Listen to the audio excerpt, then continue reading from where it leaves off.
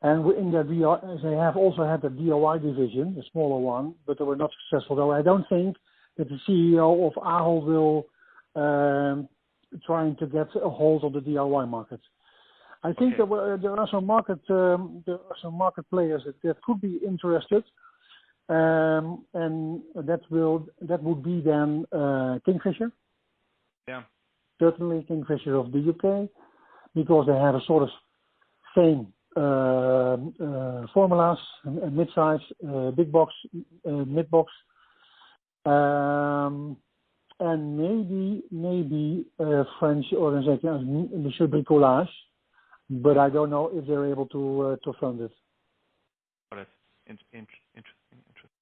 Yeah, these two I would say. Okay. The kind of the final question I had for you was, when people look at the business here, they're saying, there's still a lot of a pretty significant amount of debt on the business. The business doesn't generate much cash, even in a kind of very benign environment. We have a lot of challenges, like not just from a macro perspective, but also kind of competitors moving into the Dutch market. Yeah. Do you think it's likely the company will kind of have to restructure one more time in, call it 2-3 years, if they're kind of unlucky from a macro perspective? Or do you think they have simply such a strong market share that, a further capital structure right sizing is rather unlikely?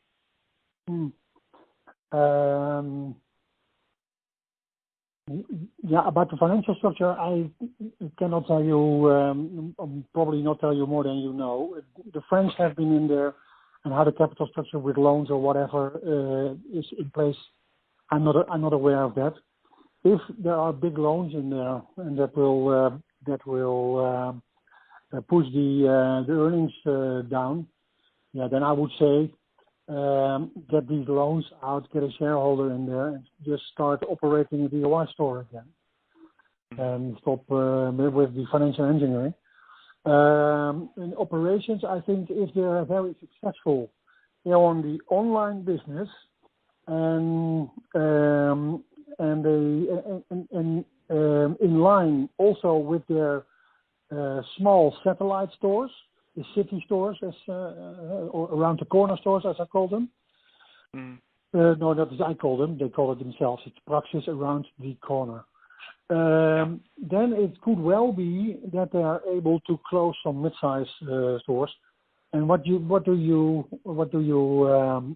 gain? Then you gain more efficient stores. Maybe the big boxes, the bigger cities, the big boxes where you have some inspiration.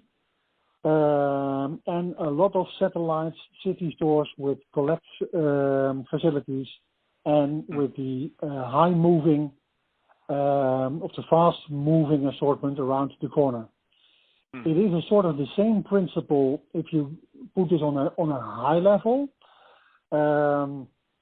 What is the inefficiency? What has been the inefficiency in retail, and still is, over the last 30 or 40 years?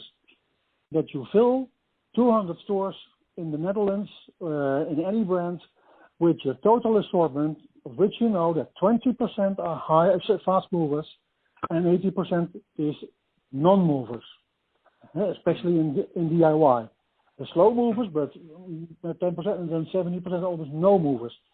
Get these no movers centrally, because if they're not moving, it is the chances are very, very small that 10 customers the same day are coming in. Do you have a couple of these non-movers for me? The chances are nil, or close to zero. And if they want to have it, they are still willing to wait another 24 hours for it. So get the non-movers on a central basis, and get the fast movers decentrally spread in smaller stores around the country.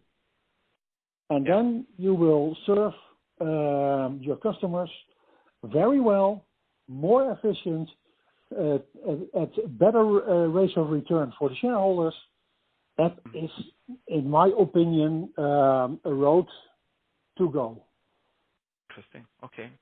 Excellent. This sort of almost brings us up to the end of the hour.